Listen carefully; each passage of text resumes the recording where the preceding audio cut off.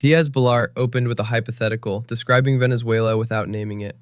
Then he pivoted to Paraguay, the one country that chose us over Beijing.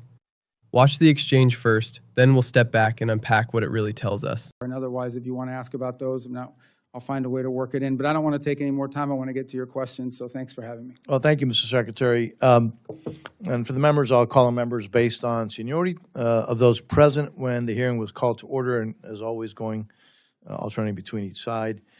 Each member will have 5 minutes for questions and responses. I anticipate that we'll have enough time for 2 rounds. So let me begin, Mr. Secretary.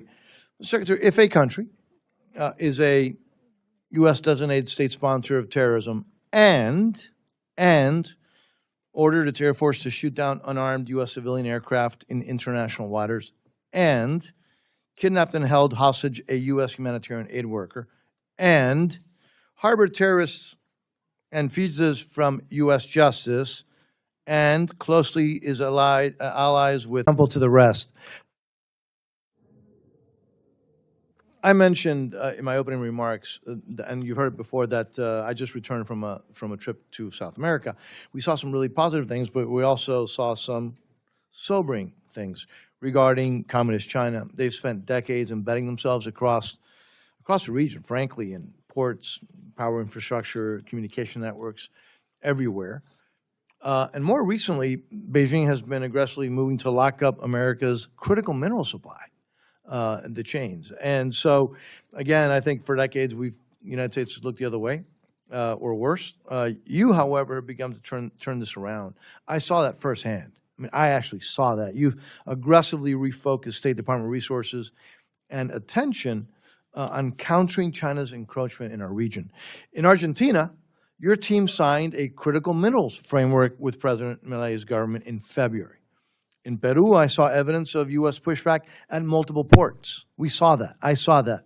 But this subcommittee wants to support these efforts, which brings me to Paraguay, because, frankly, it's the counterexample that the whole region needs to be looking at. It needs to be emulating. Now, so while neighbors have flipped to Beijing, Paraguay has chosen the United States over Communist China. It's held firm with Taiwan for nearly 70 years and posted the strongest economic growth in South America.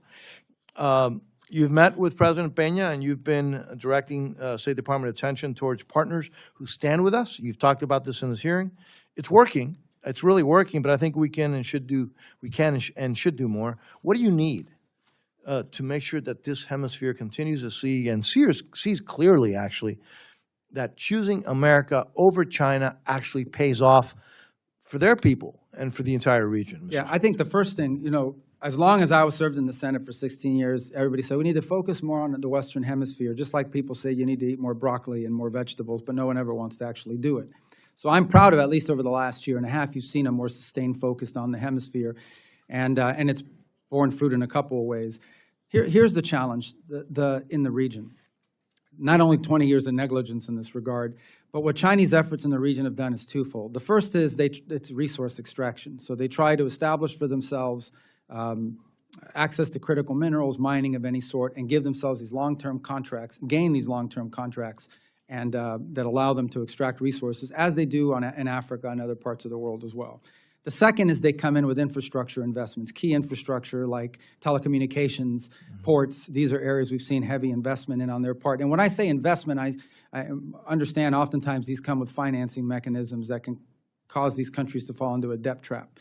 The third thing they do, frankly, is they come in and they promise to build you an amphitheater or a bridge. They may not do a good job at it, but now you owe them money for it, and then they expect your vote at the United Nations and in international forums as leverage. And the challenge in all of this is that oftentimes a country will come to us and say, we want to build X or we want to expand Y, but the only people showing up are Chinese companies. There are no U.S. companies showing up. There are no American alternatives showing up or Western alternatives showing up. And so part of the challenge that we have is to identify and connect those U.S. alternatives and not U.S., Western, allied alternatives to what the Chinese are offering, and to make a compelling argument. And this is the important work of our embassies that they've been focused on. and they'll continue to do. So I think continued support for those efforts is important. We have a fund that provides us a little bit of flexibility that we've asked for in our budget requests that will allow us to very quickly act if an opportunity presents itself. And it's not just State Department money. It would allow us to leverage the resources of the Development Finance Corporation in some cases, depending on how the deal works out. But we most definitely want to see alternatives to what the options have been available to these countries in the past have been, in many cases, solely Chinese companies or Chinese-related companies. Yeah, and we heard that everywhere. Now, look, it's going to surprise everybody. I've got 4. What made this exchange land was the structure of the argument. Representative Mario Diaz Balart did not deliver a partisan opening. He opened with a hypothetical that could only describe one specific country in the Western Hemisphere, and he let the Secretary of State name what he meant. He then turned to a different problem entirely: the Chinese Communist Party's 20-year accumulation of influence across South and Central America, 2 distinct concerns, 1 witness, 5 minutes. The exchange covered more strategic ground than most foreign affairs hearings cover in an hour. The hypothetical Diaz Balart used in his opening minute was deliberately detailed: a country that is a United States designated state sponsor of terrorism, a country that ordered a terror force to shoot down unarmed United States civilian aircraft in international waters, a country that kidnapped and held hostage a United States humanitarian aid worker, a country that harbored terrorists and fugitives from United States justice. The hypothetical was a description, not a question. Every detail tracks Venezuela's posture and conduct over the past several years. Diaz Balart did not need to name the country. The hearing record will. Diaz Balart then transitioned to a trip he had just returned from. He told the secretary he had seen some positive things and some sobering things in South America. The structure of that framing matters. Senators and members often describe foreign travel in monolithic terms, all good or all concerning. Diaz Balart treated the region the way it actually is, a complicated mix of opportunity and entrenched problems. The most entrenched problem he identified was 20 years of Chinese Communist Party investment that has embedded Beijing across the regional economy in ways that are hard to undo. Diaz Balart named the specific channels: ports, power infrastructure, communication networks. These are not consumer-facing investments. They are the backbone of how a country moves goods, manages energy, and routes its information. Once those backbones are dependent on a single foreign supplier or a single foreign financier, the country's strategic autonomy is constrained for decades, not years. The member's argument is that the United States has spent 2 decades treating Western Hemisphere infrastructure as a low priority, while Beijing has spent the same period treating it as a top priority. The accumulated effect is now visible. Then Diaz Balart turned to critical minerals. He told the secretary that Beijing has been aggressively moving to lock up America's critical mineral supply chains across the region.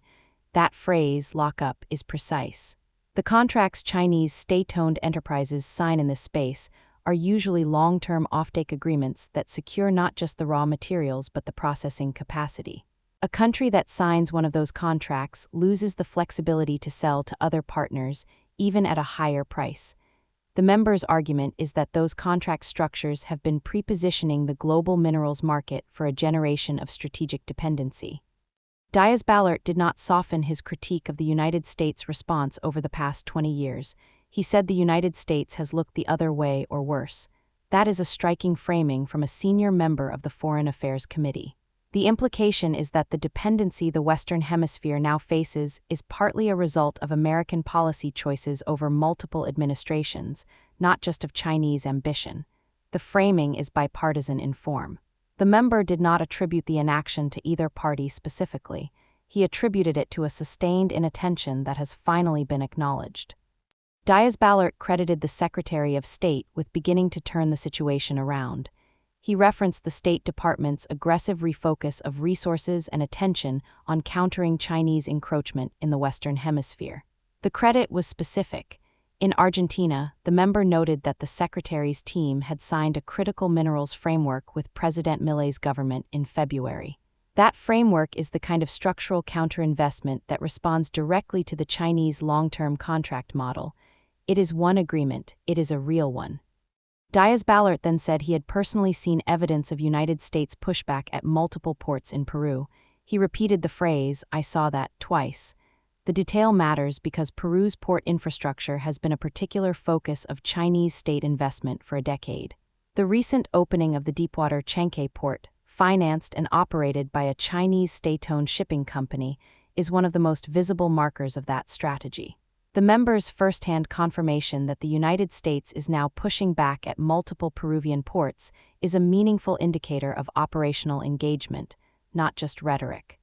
The substantive heart of the exchange was Paraguay. While its neighbors have flipped to Beijing, Paraguay has chosen the United States over the Chinese Communist Party. It has held firm with Taiwan for nearly 70 years. It has posted the strongest economic growth in South America. Diaz Balart used Paraguay as a working proof of concept. Choosing the United States over China can be done, and it can produce measurable economic results. The members' request was straightforward. The hemisphere needs to see, clearly and repeatedly, that the Paraguay model pays off for its people. The Secretary's first response was striking in its candor. As long as he served in the Senate for 16 years, he said, everybody said the United States should focus more on the Western Hemisphere. He compared the consensus to advice about eating more broccoli. Everybody knew it was right. No one acted on it. The Secretary credited the past year and a half with a more sustained focus. The framing is consequential because it acknowledges, on the record, that the institutional consensus on Western Hemisphere policy has run far ahead of executive action for at least a generation.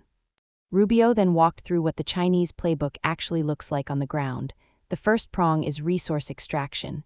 Chinese state enterprises establish access to critical minerals, mining of any sort, and gain long-term contracts that allow them to extract resources. The contracts are not standard commercial agreements. They are designed to be durable across regime changes in the host country. Rubio compared the pattern to what Chinese state companies have done across Africa and other parts of the world. The point of the comparison is that the strategy in the Western Hemisphere is not new. It is a globally road-tested approach. The second prong, Rubio explained, is infrastructure investment, telecommunications, ports, power. The investments come bundled with financing mechanisms that can cause countries to fall into what Rubio described as a debt trap. Once a country is in that posture, the lender has structural leverage that goes well beyond the original commercial relationship. The Secretary stopped short of citing specific debt trap cases by name. Public examples in other regions are well documented, including instances where ports and infrastructure assets have been transferred to long-term Chinese control after a country could not service its debt. Rubio added a third element that is often under-discussed. The infrastructure investments that come with the debt are not always things the host country actually needs. He gave the example of an amphitheater or a bridge that may not be built to a high standard, but for which the host country now owes money. The expected return beyond the financial obligation is a country's vote at the United Nations and in international forums.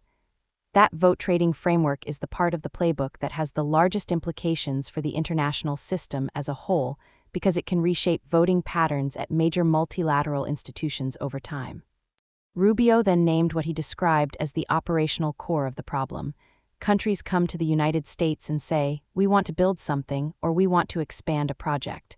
Chinese companies are showing up to bid. No American companies are showing up. No Western or allied companies are showing up. The work of American embassies in his framing is to identify and connect those Western alternatives.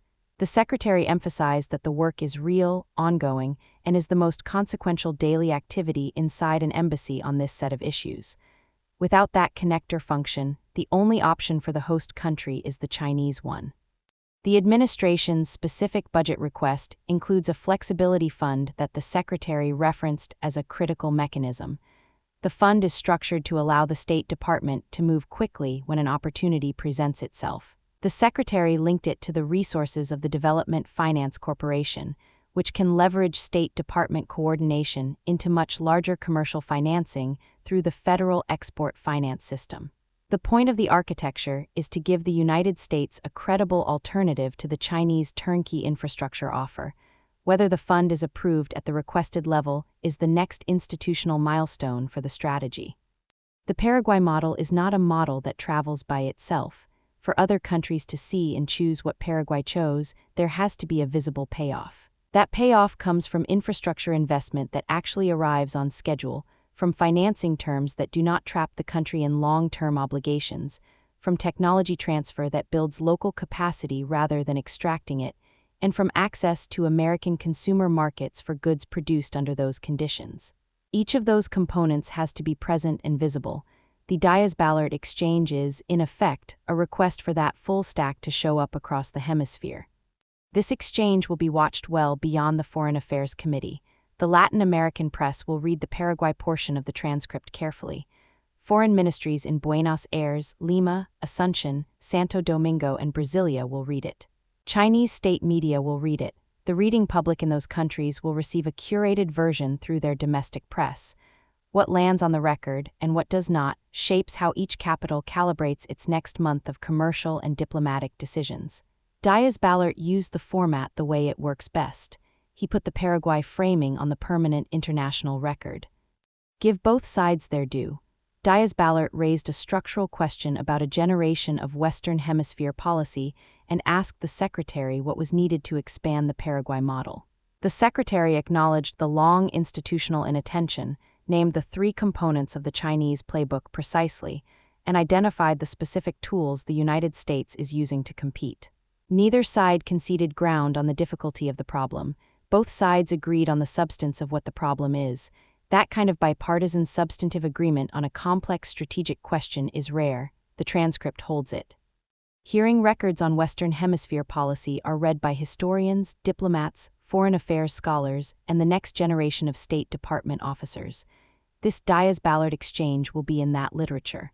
It is one of the cleanest available expressions of what the modern Chinese influence strategy looks like in the region, and what a credible American response would need to include.